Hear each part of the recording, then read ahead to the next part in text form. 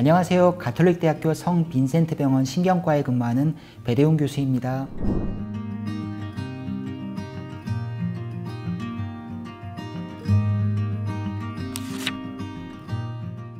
사실 두통 전문가들의 입장에서는 난치성 두통 굉장히 드물어요. 의학적으로 볼 때도 난치성이란 말이 말 그대로 느껴지듯이 모든 치료에 다 불응성이어야지 그때 난치성이잖아요. 제가 볼 때 진료 볼 때 가장 힘든 점이 첫 번째가 왜 이걸 참고 사셨을까? 이제야 오셨을까? 두 번째가 와 이렇게 진통제를 많이 먹어서 병을 키워왔구나. 좀 전문적으로 배운 두통 전문가들의 진료를 보시면 사실은 맞는 계층화된 치료를 할 수 있는데 현재까지 두통 치료의 대부분의 모습이 진통제 처방에 좀 그치고 있어요. 약국도 그렇고요. 또 1차 진료에도 그렇고 그런 분들이 생각보다 좀 많습니다. 이게 뭐가 문제냐면은 근본적인 두통의 예방 치료가 되지 않고 자꾸 진통제만 먹다 보면 이제 중독이 되는 거죠. 정말 둘 중에 하나 또는 둘 다 해당되는 경우가 거의 태반이세요. 사실 그런 분들 대부분은 거의 다 약물 치료하고 조금 지나면 되게 많이 좋아하시거든요. 그래서 난치란 말이 사실은 개인과 가족이 만들어낸 허구일 수 있고요. 조금 부끄럽긴 하지만 의료진의 잘못된 비전문화된 치료가 만들어낸 허구일 수 있습니다. 실제 난치성 두통은 굉장히 드물고 대부분은 치료가 가능한 두통입니다. 대표적으로 편두통이 빈도가 매우 높은 병이면서 강도도 되게 센 병이고요. 그리고 발병 빈도는 낮지만 강도가 훨씬 더 센 병이 분발두통이나 3차 신경통 같은 것들이 있습니다. 그래서 편두통을 예로 들면은요, WHO에서는요 모든 질환을요 이제 등급을 매깁니다. 첫 번째는 모든 병 중에서 사람을 가장 힘들게 할까라고 했더니 1위가 요통이었어요. 2위가 편두통이에요. 너무너무 심한 두통이고 문제는 또 이제 유병률도 높다는 거죠. 너무너무 많이 흔해요. 이제 그와 반대에 있는 게 생각보다 많지는 않지만 많이 힘들게 하는 게 군발두통이죠. 별명이 자살두통이에요. 진짜 죽고 싶을 만큼 아파해요. 물론 그 외 병도 많지만 두 가지가 대표적이죠. 편두통은 한쪽 머리가 아픈 두통이 아닙니다. 실제로 편두통 환자분들은 양쪽이 아픈 경우도 되게 많고요. 또 목이 아픈 사람도 되게 많아요. 얼굴이 아파서 다른 병으로 오해되기도 해요. 세 가지를 물어보거든요. 두통이 있을 때 밝은 데 가면 더 싫어지고 어두운 데 있고 싶어지나요? 이런 빛공포증이 있는지, 또 두통이 있을 때 소화불량, 구역감, 메스꺼움이 있나요? 또 두통이 일상생활을 방해할 정도로 정말 많이 아픈가요? 셋 중에 하나라도 얘기하면 편두통의 가능성이 굉장히 높아요. 일단 의료진과 상담하시는 게 필요합니다. 보통 치료를 하면 일반적으로 약 주세요라고 많이들 얘기하시거든요. 근데 약만 치료가 아니에요. 진료 자체가 치료가 됩니다. 왜냐면 병을 알아야 되거든요. 이 편두통이요, 처음부터 저는 약물 치료를 바로 하지는 않고요. 이제 상황에 따라 다르긴 한데요. 생활습관 교정이 굉장히 중요합니다. 편두통은 유발 인자가 있거든요. 어떤 사람들은 커피 때문일 수도 있고 어떤 사람들은 특정 초콜릿이나 와인일 수도 있고 또 이런 음식들 말고도 심리적 스트레스와 매우 밀접하고 불규칙한 수면과 매우 밀접하고 불규칙한 식사, 또 어떤 분들은 특정 계절만 오면 여유 없이 아파하세요. 이런 것들을 계속된 진료를 통해서 찾아보고 같이 고민하고 생활습관 교정을 하게 하는 것만으로도 두통이 되게 많이 좋아지거든요. 한 연구가 있습니다.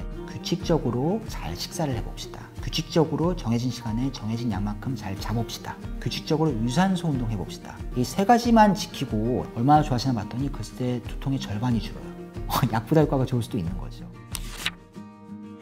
생활습관 교정 다음으로 이제 강조하는 거는 약물 치료죠. 역시 첫 번째는 예방 치료가 있고요. 두 번째는 급성기 진통제를 드리는 급성기 치료가 있습니다. 약물과양 두통의 위험성 때문에 급성기 치료를 매우 조심해야 됩니다. 진통제를 너무 자주 먹게 되면은요, 약물과양 두통이 진짜 잘 생기거든요. 일반적으로 두통 전문가분들은 급성기 진통제를 일주일에 이틀까지만 허용을 합니다. 이게 한번 생기면 정말 치료가 되게 어려워져요. 약을 오히려 안 먹으면 머리가 아픈 걸로 바뀌어 있기 때문에.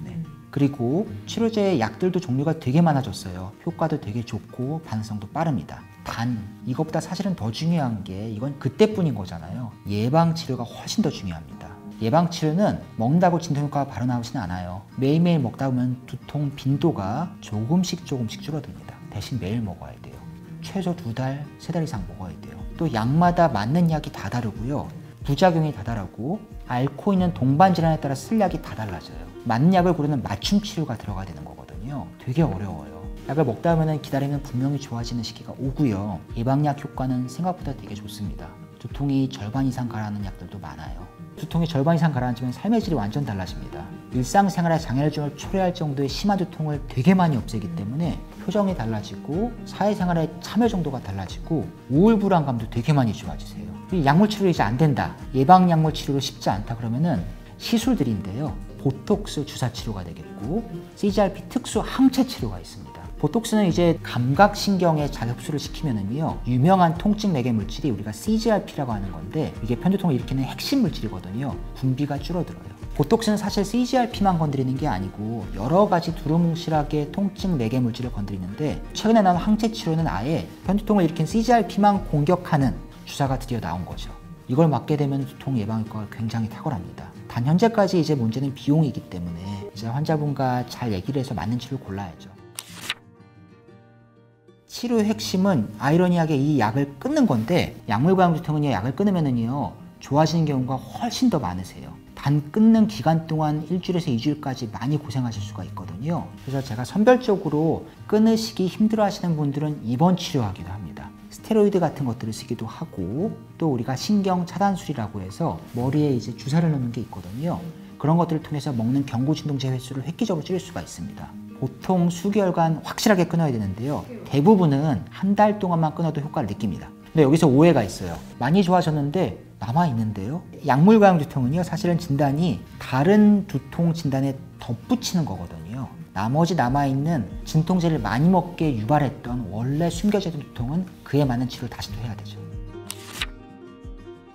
두통이라고 하면 머리만 아픈 게 아니고요. 목 포함해서 목 이상이 아픈 걸 다 두통질환이라고 하거든요. 뇌에서 나오는 12개의 뇌신경이 있어요. 그 중에 5번째 뇌신경 나와서 세 분지로 갈라집니다. 이렇게 이마로 가고 뺨으로 가고 턱으로 가고 이 세 가지로 갈라지기 때문에 3차 신경이란 말이 붙었어요. 감각을 담당하는 아주 중요한 신경인데요. 여기에 문제가 생기게 되면 잘못된 신경 전달이 생기면서 너무너무 아픈 신경통이 생깁니다. 일반적인 두통이 박동성을 많이 얘기하거든요. 심장 박동기도 욱신거려요. 이런 식의 표현을 많이 하는데 신경통은 양상이 찌릿찌릿해요. 칼로 후비는 것 같아요. 타는 듯해요. 쑤셔요. 예리한 표현들을 보다 많이 쓰시거든요. 이 3차 신경통은 이 세 부위 중에서 어디든 올 수 있는데 흔히 뺨 부위랑 턱 부위를 훨씬 더 많이 침범을 합니다. 3차 신경에 문제가 생기는 경우 이게 원인에 따라 되게 다른데 그냥 오는 경우가 있고요. 숨겨진 병이 있는 경우가 있습니다. 대표적인 게 혈관이 신경을 누르고 있는 경우예요. 자꾸 혈관의 압박이 신경을 툭툭툭 건드리게 되고 그럼 신경이 조금씩 손상이 되면서 과민성이 생기고 그 과민성이 3차 신경 전반으로 쭉 퍼져나갑니다. 그거 말고도 뇌종양이 누르고 있거나 잘못된 양성 물주머니가 있거나 또는 감염에 의해서 생기기도 하고요. 보통 50세 이후에 더 많이 호발하는데 나이가 들수록 점점점 심해집니다. 첫 번째 약물 치료예요. 항경련제입니다. 효과는 탁월하지만 부작용도 만만치 않게 크거든요. 되게 많이 졸려하고 어지러워하고 힘들어해서 이런 약들을 꾸준히 먹었을 때 끝까지 약을 먹는 비율이 절반이 채 안 된다는 연구들도 있어요. 항경련제 쓰다가 안 되면은 신경 차단술을 많이 하거든요. 국소적인 마취제를 쓰는 겁니다. 항염증 약을 쓰기도 하고요. 그렇게 되면 많이 통증이 가라앉아요. 또 이제 보톡스 시술도 얘기하기도 합니다. 결국엔 더 심해지게 되면 수술적인 치료도 생각해 볼 수밖에 없습니다. 수술적인 치료는 만약에 혈관이 신경을 누르는 혈관 신경 압박이 있었다 친다면은 그 부위를 살짝 띄워놓고 안에 스퍼진 같은 걸 대주는 미세 감압술을 하기도 하고요. 또 최근에는 여러 가지 새로운 수술법들도 많이 연구가 되고 있습니다.